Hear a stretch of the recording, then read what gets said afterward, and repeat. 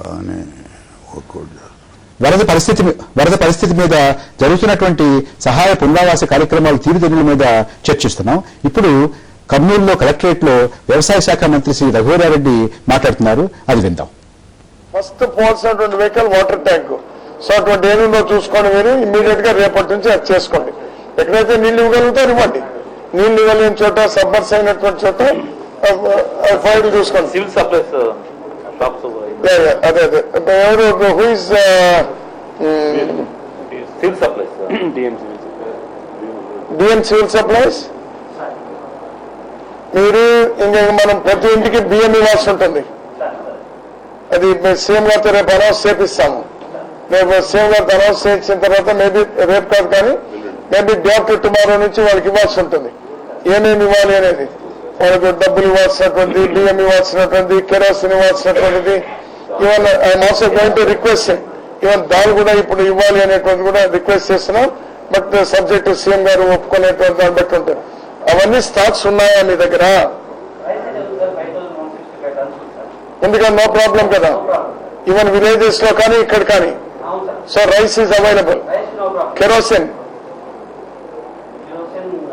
తెప్పించుకోండి, immediate తెప్పించుకోండి. మీ వాళ్ళతో మాట్లాడుకొని మీ కెరోసిన్ ఎవరుంది ఇమ్మీడియట్ గా రెడీగా పెట్టుకోండి. మన కెరోసిన్ ఇవ్వాల్సి వస్తుంది. అదేవిధంగా దాల్ కూడా పెట్టుకోండి. దాల్ కూడా పెట్టుకోండి. ఎందుకంటే సబ్జెక్టు అది సీఎం గారి అప్రూవల్ బట్టి అది కూడా చేయాల్సి వస్తుంది. మండవ్ గారు, ఒకటి మంత్రులందరూ ఆ ప్రాంతాల్లో ఉన్నారు, సమీక్ష చేస్తున్నారు, అధికార యంత్రాంగాన్ని అక్కడ ఏం చేస్తున్నారు అనేటువంటిది అది చూసుకుంటున్నారు. అదైతే ఇక్కడ దిగువ స్థాయి మీద ఇప్పుడు కాసేపు దృష్టి పెడదాం. శ్రీశైలం దిగువ, నాగార్జున సాగర్ తర్వాత విజయవాడ, ప్రకాశ బ్యారేజీ, లంకలు, ఇక్కడ ముంచి ఉన్నటువంటి ముప్పు ఏమిటి? ఇప్పటి వరకు కూడా మీరు అన్నట్టు శ్రీశైలం పైన ఉన్నటువంటి మునకలు చూసాం. ఇప్పుడు ఈ డిశ్చార్జెస్ మూలాన నాగార్జున సాగర్ కానీ, నాగార్జున సాగర్ నుంచి బ్యారేజ్ కింద నుంచి సముద్రం వరకు కూడా మెయిన్గా ఈ కరకట్ల మీద ఆధారపడింది. ఈ మొదటి నుంచి కూడా ఎంత బలంగా చేసినప్పటికి కూడా ఈ కరకట్టల్లో వీక్ పాయింట్లు కనపడతానే ఉన్నాయి. దానికి పూర్తి స్థాయిలో బలం చేకూర్చే విధంగా పనులు జరగట్లేదు. చాలా చోట్ల కూడా మేము వింటున్నాం, ఇంకా ఇసుక సంచులు వేస్తా ఉన్నారు, మిగతా అని పెడతా ఉన్నారు. అవి కూడా సరిపోయేటువంటి పరిస్థితులు కూడా లేదు. ఎందుకంటే 5-6 లక్షల క్యూసెక్స్కే భయపడుతున్నటువంటి వాతావరణం, ఏదో నీళ్లు వస్తా ఉన్నాయి, చర్యలు తీసుకుంటున్న విధంగా వార్తలు వస్తా ఉన్నాయి. 5 కాదు 10 లక్షల వరకు కూడా చేరేటువంటి ప్రమాదం ఉంది. కాబట్టి అక్కడ చాలా ప్రమాదం పొంచి ఉందనేటువంటి దాంట్లో ఎటువంటి అనుమానం లేదు. అలాగే చాలా లంకలు అయితే ఆల్మోస్ట్ మామూలు టైంలో కూడా నీళ్లు చుట్టూ కనపడతా ఉంటాయి. ఇటువంటి 10 లక్షలు డిశ్చార్జ్ చేసే సందర్భంలో చాలా లంకల్లో మునిగిపోయేటువంటి పరిస్థితి ఉంటుంది. క్రాప్ అంతా కూడా జనాలు బాగానే తరలించినట్టున్నారు. అంటే వారికి టైం కూడా దాదాపు 2 days టైం కూడా లంకల్లో దొరికింది. కాబట్టి పైనుంచి ఇప్పుడు ఇవాళ కూడా డిశ్చార్జ్ 5 lakhs ఉన్నాయి. కాబట్టి అంత భయపడే పరిస్థితి లేదు. అవకాశం కూడా ఉంది, చాలా మంది బయటికి పంపించేటువంటి అవకాశం ఉంది. తర్వాత అక్కడ ప్రాణహాని లేకపోతే మనుషులకు భయపడే పరిస్థితి లేదు. కానీ మీ ఇతరత్ర డ్యామేజ్ జరిగే అవకాశం ఉంది. చాలా ఇళ్ళు మరి నానిన తర్వాత కూలిపోయే పరిస్థితి, లేకపోతే ఇల్లు కొట్టుపోయే పరిస్థితులు, వాములు కానీ ఇల్లు కానీ తెప్పలుగా లేచిపోయే పరిస్థితి లంకల్లో ఉంటుంది ఇప్పుడు కూడా.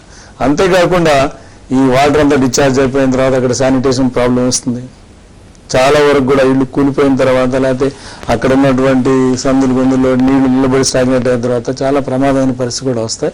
అంతేకాకుండా పైనుంచి చూస్తామంటే ఇప్పటికి కూడా లంకల్లో నీళ్లు ఉన్నాయనే విధంగా వార్తలు వస్తూ ఉన్నాయి. ఆ విధంగా డిశ్చార్జీ మరి వేగంగా పోయేటప్పుడు మనుషులనైతే తరలించారనే వార్త వచ్చినప్పుడు కూడా లంకల్లో ఇంకా కూడా బయటకు రానటువంటి వాతావరణం ఉంది. కానీ ఇప్పటికైనా కూడా ప్రభుత్వం వాళ్ళకి ఆ సీరియస్నెస్ వాళ్ళకి చెప్పాల్సిన అవసరం ఉంది. లంకలో వాళ్ళకి ఎప్పటి నుంచి కూడా ధైర్యం ఉంటుంది, నీళ్లు చుట్టూ ఉంటాం, ఉండేవాడు కదా అనేటువంటి వాళ్ళ ఓవర్ కాన్ఫిడెన్స్ ఉంటుంది. కానీ యంత్రాంగం కూడా వాళ్ళని ఖచ్చితంగా చెప్పాల్సిన అవసరం ఉంది, వాస్తవాలు కూడా చెప్పాల్సిన అవసరం ఉంది. మనం టీవీలో చూస్తూ ఉన్నాం, ఒక్కోసారి భయపడాల్సిన అవసరం లేదు, ప్రమాదం లేదు అని చెప్తున్నారు. ఒకసారి 25 లక్షల క్యూసెక్స్ వస్తున్నాయని చెప్తా ఉన్నారు. రెండోసారి ఏమో దానివల్ల ప్రమాదమే లేదనే విధంగా చెప్తున్నారు. కాబట్టి ఈ కాంట్రవర్సీగా అఫీషియల్ స్టేట్మెంట్స్ రావడం వలన సీరియస్నెస్ ఎవరు తీసుకోరు. కాబట్టి మొదటి నుంచి కూడా ప్రభుత్వం ఎంత సీరియస్ ఉన్నారు, కింద వరకు కూడా ఆ సీరియస్నెస్ తీసుకుని రీహాబిలిటేషన్ అనేది ఖచ్చితంగా వాళ్ళని తీసుకెళ్ళి మీరు లేవనెత్తిన అంశాలు 2. ఒకటి రీహాబిలిటేషన్, ఇది రెస్క్యూ ఆపరేషన్స్ గురించి మాట్లాడారు. తర్వాత కరకట్టలు బలహీనంగా ఉన్నాయేమో అనేటువంటి సందేహం మీకుంది. విజయధరరావు గారు, మీ పరిశీలన ఏమిటి? మాకు వచ్చిన సమాచారం అయితే కరకట్ల పరిస్థితి చాలా భయానకంగా ఉంది. అదే కాకుండా విజయవాడ గతంలో 5 లక్షల క్యూసెక్స్ వచ్చినప్పుడు ఈ ప్రభుత్వం హ్యాండిల్ చేయలేక చాలా నష్టం జరిగింది. అటువంటిది ఇప్పుడు ఈ సాయంత్రమే 6 లక్షల చిల్లర ఇప్పుడు చేరింది, డిశ్చార్జ్ జరుగుతుంది. రేపు 10 లక్షలు మించే అవకాశం కూడా ఉంది. మరోపక్క భారీ వర్షాలను కూడా మెట్రలాజికల్ గా చెప్తున్నారు. ఇటువంటి పరిస్థితుల్లో ఒకటి విజయవాడ పట్టణానికి చాలా ప్రమాదం పొంచి ఉంది. ప్రమాదం పొంచి ఉంది అంటే ఎన్నడూ ఊహించింది జరగబోతుంది. 10 లక్షల పైన ఇవాళ నీటి వసల లంకలు, కృష్ణలంక ఏరియా అంతా కూడా బాగా లోతట్టు ప్రాంతం, పైన మొత్తం అంతా కూడా నీటిలో మునిగి ఉంటుంది. నీటిలో మునిగి ఇప్పుడు ఉంటమే కాకుండా ఆ నీరు తీసేయటానికి తగ్గడానికి కూడా చాలా రోజులు పడుద్ది. దానివల్ల అనేక రకాలైన అవంతరాలు జరిగే ప్రమాదం ఉంది. ఈ కింద దిగువ స్థాయి అయితే లంకలు ఉన్నాయి, దాదాపు మీకు 60 లంకలు దాదాపు ఉన్నాయి.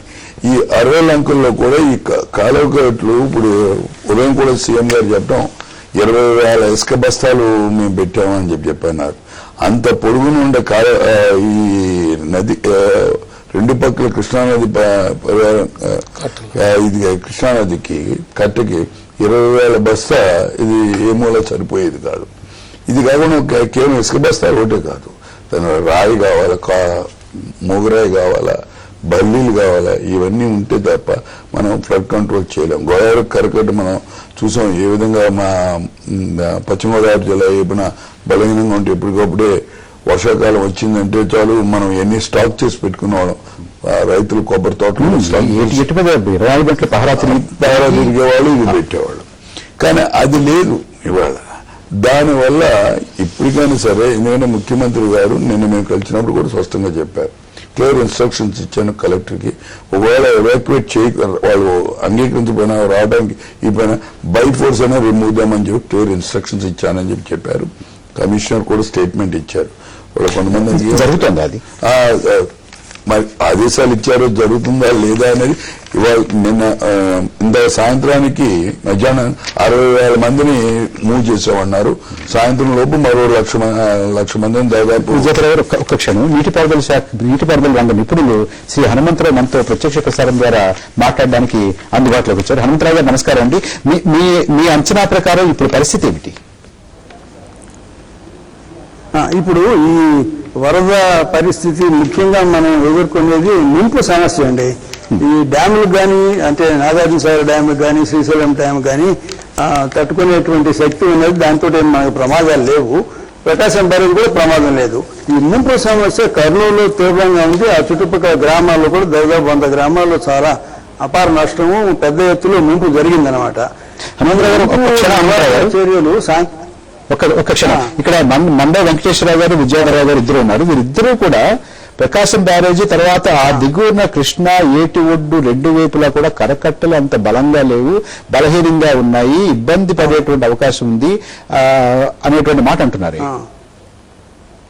అవును, అది కరెక్ట్ అండి. ఎందుకంటే ఈ కరకట్టలు మరమ్మతులని, దాన్ని రెస్టోరేషన్ అని చెప్పేసి నిధులు కూడాను దానికి కేటాయించడం జరిగింది. కానీ ఆ పనులు కాలేదని చెప్పి తెలుస్తా ఉన్నాయి.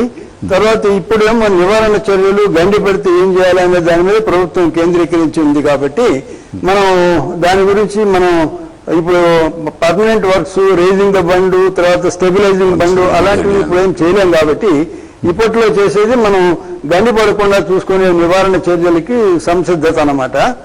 అది చేసుకొని దానికి గండి ఎక్కడా పడకుండా చూసుకోవాలన్నమాట అండి. హనుమంతరావు గారు, ఇన్ఫ్లోస్ ఎలా ఉంటాయి ఇప్పుడు ఇక్కడ? అంటే నాగార్జున సాగర్ దిగువన ఉండేటటువంటి ఇన్ఫ్లోస్ వచ్చే 2 రోజుల్లో ఎలా ఉండే అవకాశం ఉంది? ఎంత ప్రమాదం పొంచి ఉంది? ఇప్పుడు ఈ ప్రమాదం పొంచి ఉన్నది అనేది నాగార్జున సాగర్ కి ఉంది. తర్వాత శ్రీశైలం కూడా ఇంకా పోలేదు, ఇంకా పొంచి ఉన్నట్టే లెక్కేసుకోవాలా. ఇప్పుడు ఇది ఒక చిన్న ప్రశ్న వస్తుంది ఏంటంటే, ఇది తగ్గించేయడానికి సాంకేతికంగా ఏదైనా వీలుందా? ఇప్పుడు జరిగిన అనర్థాలను తగ్గించేదానికి ఏదైనా వీలుందా అని చెప్పి వెతికినట్టయితే, ఈ సాంకేతికంగా మేలైన పద్ధతులు అవలంబించినట్టయితే మనకి ఇప్పుడున్నటువంటి శ్రీశైలం వల్ల అంత తీవ్రమైన ముంపు కానీ, తర్వాత నాగార్జున సాగర్ డ్యామ్ లో ఎక్కువ నీరు వదలవలసిన పరిస్థితి కానీ ఉండదన్నమాట. ఆ వివరాలు కావాలంటే నేను చెప్తాను, ఆ సాంకేతిక వివరాలు ఏమిటి అని చెప్పి నేను చెప్తాను. హనుమంతరావు ఇప్పుడు నాగార్జున సాగర్ పూర్తిగా నిండుతా ఉంది అనేటువంటి వార్తలు వస్తా ఉన్నాయి. దాదాపు 581 దాటింది, అవును. దాదాపు 590 దాకా తొందరలోనే ఆ డిశ్చార్జెస్ బట్టి నిండుతాయనేటువంటి వార్తలు వస్తా ఉన్నాయి. అక్కడి నుంచి కూడా డిశ్చార్జ్ లో ఈ 10 lakhs మించి డిశ్చార్జ్ చేయాల్సిన అవసరం వస్తుందా? మరి 10 కానీ ఇంకా 11-12 మార్చినప్పుడు ప్రకాశం బ్యారేజ్ లో ఆ డిశ్చార్జ్ చేయడానికి పరిస్థితులు ఏమిటి అని?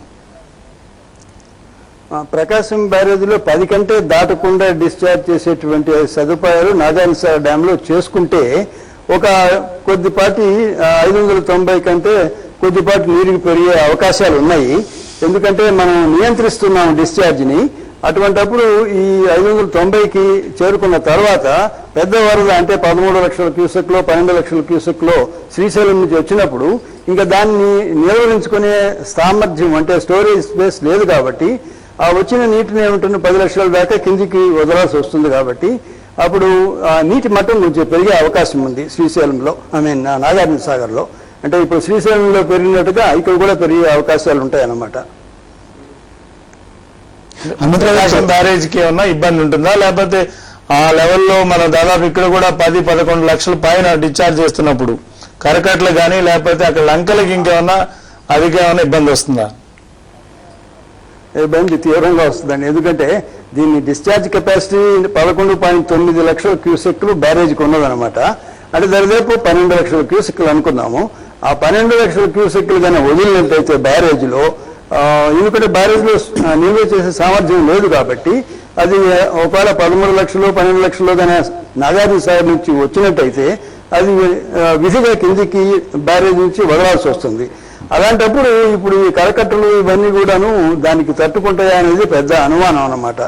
కాబట్టి ఈ 10 లక్షల లోపల పెట్టుకొని నాగార్జున సాగర్ డ్యామ్ లో ఒక 2-3 అడుగులు 590 కంటే ఎక్కువ వచ్చినా పర్వాలేదు అని పెట్టుకున్నట్టయితే ఆ కింద బ్యారేజ్ దిగువన నష్టము తగ్గించవచ్చు అన్నమాట.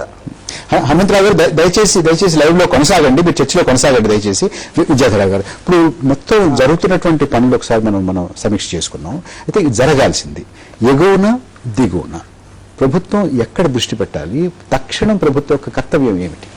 తక్షణ కర్తవ్యం ఒకటి, విజయవాడ పట్టణంలో ఎక్కువ మందిని అధికారులను నియమించి ప్రాంతాల వారీగా వార్డుల వారీగా వాళ్ళని ఎవాక్యుయేట్ చేయడానికి లో లయింగ్ ఏరియాస్ నుంచి, తర్వాత క్యాంప్స్ పెట్టి ఆ క్యాంప్స్లో అన్ని రకాల సదుపాయాలు కలగజేసి వీళ్ళకి కాన్ఫిడెన్స్ క్రియేట్ చేసి అక్కడ ఉండేటట్టు మూవ్ చేయటం ఒకటి. రెండోది, ఇప్పుడు ఈ కాలువగట్ల మీద అందరికీ కరకట్ల మీద వాటి యొక్క బలహీనత గురించి అనుమానం ఉంది కాబట్టి ప్రతి 10 కిలోమీటర్లకి ఒక డ్యూటీ ఆఫీసర్గా వేసి, ఫ్లడ్ డ్యూటీ మీద వేసి, అది రెవెన్యూ అధికారిని వేసి ఆ 10 కిలోమీటర్ల దూరం కూడా దానికి కావాల్సిన సామాగ్రి ఇసుక బస్తాలు కానివ్వండి, బల్లీలు కానివ్వండి, రాళ్ళు కానీ ఇప్పుడు అక్కడ ఉందో లేదో అనేది వాళ్ళు రిక్విజిషన్ చేసి వెంటనే వాళ్ళకి అధికారాలు ఇచ్చి ఇమీడియట్ గా తెప్పించుకుని అదేంటి స్ట్రెంగ్తన్ చేసుకుంటానికి అధికారం ఇచ్చి ఆ డ్యూటీ ఫ్లడ్ డ్యూటీ మీద పెట్టి ఆ కరకట్టను కాపాడేది రెండో వంతు. మూడోది ఏంటంటే లో లయింగ్ ఏరియాస్, ఈ లంకల్లో ఉన్న జనాన్ని ఇప్పుడు ఏ విధంగా ముఖ్యమంత్రి గారు ఆదేశాలు ఇచ్చారో తూచా తప్పకుండా క్షేత్రస్థాయిలో అవసరమైతే పోలీసులు కూడా ఉపయోగించి వాళ్ళందరినీ కూడా సురక్షిత ప్రాంతాన్ని తరలించాల్సిన అవసరం ఉంది. తరలించగా క్యాంప్స్ లో ముఖ్యంగా క్యాంప్స్ కూడా ఇవాళ తరలించాం కదా మనం అయిపోయింది మన బాధ్యతను కూడా సరిపోదు. అక్కడ వాళ్ళకి మెడికల్ టీమ్స్ ఉండాలా, శానిటేషన్ ఉండాలా, ప్రాపర్ డ్రింకింగ్ వాటర్ ఉండాలా, ఫుడ్ సప్లై ఉండాలా, వాళ్ళకు ఒక మాదిరి పరిశుభ్రమైన భోజనం అందించే పరిస్థితి ఉండాలి. ఇది మామూలు విపత్తు కాదు. మీరు చెప్తున్న దాన్ని బట్టి క్యాంపు పెట్టడం, అక్కడ పారిశుధ్యాన్ని చూడడం, భోజనం చూడడం, మంచినీళ్ళు చూడడం, పాలు చూడడం, వాళ్ళందరినీ తరలించడం, తీసుకురావడం చాలా పెద్ద సవాలు. అంత ప్రయత్నం చేయగలిగినటువంటి సంసిద్ధత ప్రభుత్వానికి ఉందా? మ్యాన్ పవర్ ఉందా? ఎందుకంటే చేయవచ్చు. కారణం ఏంటంటే మీకు వీళ్ళకి 48 గంటల అవకాశం వచ్చింది. 48 గంటల అవకాశం వచ్చింది. ఇప్పటికీ ఆదేశాలు ఇచ్చారు, ముఖ్యమంత్రి గారు ఇచ్చామని మా అందరితో కూడా చెప్పారు. అక్కడ కార్యక్రమం జరుగుతుంది కాబట్టి దాని తోడు కొంచెం ప్రికాషనరీ మెజర్గా, ఎందుకంటే మనకు అనుభవం ఉంది పైన జరిగిన విధానం కర్నూలులో కానీ మహబూబ్ నగర్ ఏరియాలో కానీ ఫుడ్ ప్యాకేజ్ అందించే విషయంలో కానీ ఆ క్యాంప్స్లో ఉన్న సౌకర్యం అక్కడ పరిస్థితి విపత్తు ఎన్నో లక్షల మీద ఉంది కాబట్టి అప్పటికప్పుడు సునామీలాగా వచ్చి పడింది కాబట్టి వాళ్ళు లిఫ్ట్ చేసి పంపించి మెట్ట ప్రాంతాన్ని తరలించేశారు. అక్కడ ఏం జరుగుతుందో కూడా వాళ్ళు తర్వాత ముందు రెస్క్యూ అనుకున్నారు, తర్వాత రిలీఫ్ యాక్టివిటీ ప్రారంభించాలని చెప్పి అనుకున్నారు. ఇక్కడ నీకు టైం వచ్చింది కాబట్టి అది ఎప్పుడైతే వాతావరణం అనుకూలించిందో ప్రజలు కూడా స్థానికులు కూడా ఈ మూగ మనుషులు అమాయకులు కూడా వాళ్ళు సహకరిస్తారు, తరలుతారు. సో సైమల్టేనియస్ గా all these activities can be done, చేయొచ్చు చేయాలనుకుంటే. ఆ విధంగా చేయాల్సిన అవసరం ఉంది. ఎందుకంటే ముఖ్యమంత్రి స్పందించి ఇమీడియట్ గా కలెక్టర్స్ కాకుండా సీనియర్ ఐఏఎస్ ఆఫీసర్ని పంపించారు. మంత్రుల్ని ఇప్పుడు ఉదాహరణకి కృష్ణా జిల్లాలో 3 మంత్రులు స్టేషన్ చేశారు. విజయవాడ ఒకటి పెట్టానని చెప్పారు. తర్వాత అదేంటి లంకల్లో